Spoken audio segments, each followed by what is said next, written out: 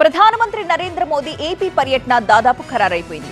జనవరి 8న ప్రధాని అనకాపల్లి వస్తారని ప్రకటించారు MP CM Ramesh. Green hydrogen hub, ఆర్సెల్ఆర్ steel plant సహా మరికొన్ని అభివృద్ధి పనులకు కూడా ప్రధాని శంకుస్థాపన చేస్తారన్నారు. హలో ఆంధ్ర, అనకాపల్లిలో మరోసారి ప్రధాని ఆవాజ్ వినిపించనుంది.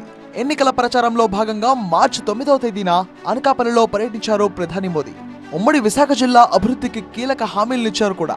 రీసెంట్ గా గత నెల 29వ తేదీన ప్రధాని మోదీ విశాఖలో పర్యటించాల్సి ఉండే, కానీ ప్రతికూల వాతావరణం వల్ల పర్యటన రద్దయింది. అయితే జనవరి 8వ తేదీన ప్రధాని మోదీ అనకాపల్లి వస్తున్నారు అని ప్రకటించారు ఎంపీ సీఎం రమేష్. మొట్టమొదటిగా నేను చెప్తున్నా, రేపు జనవరి 8వ తారీఖు నాడు మన అనకాపల్లిలో 2-3 కార్యక్రమాలకు ప్రధానమంత్రి గారు శంకుస్థాపన చేయనున్నారు.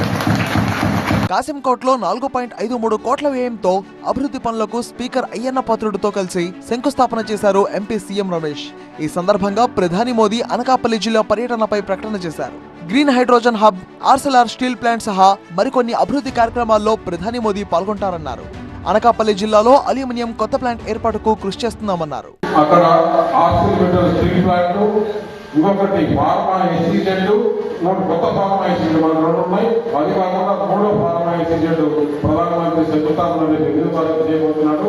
ఇది కాకుండా అక్కడ ఎన్టీపీసీ, ఈ 3 కాకుండా త్వరలోనే మనకు ఒక గుడ్ న్యూస్ వస్తుంది. ఒక అల్యూమినియం కొత్త ప్లాంట్ వచ్చేదాన్ని కూడా మేము ప్రయత్నం చేస్తున్నాం. పుడిమడకలో ఎన్టీపీసీ, ఏపీ జెన్కో ఆధ్వర్యంలో గ్రీన్ హైడ్రోజన్ హబ్, నక్కపల్లిలో మిటల్ స్టీల్ ప్లాంట్ నిర్మాణాలకు శంకుస్థాపన చేసేందుకు ఇటీవలే సిద్ధం చేశారు. కీలకమైన ఈ ప్రాజెక్టుల నిర్మాణం ద్వారా అనకాపల్లి యువతకు ఉద్యోగావకాశాలు పెరుగుతాయన్నారు. అలాగే అనకాపల్లి జిల్లాలో 3 కేంద్రీయ విద్యాలయాలు రాబోతున్నాయన్నారు. అల్యూమినియం కొత్త ప్లాంట్ ఏర్పాటుకు భూసేకరణపై అధికార యంత్రాంగం దృష్టి సారించిందన్నారు.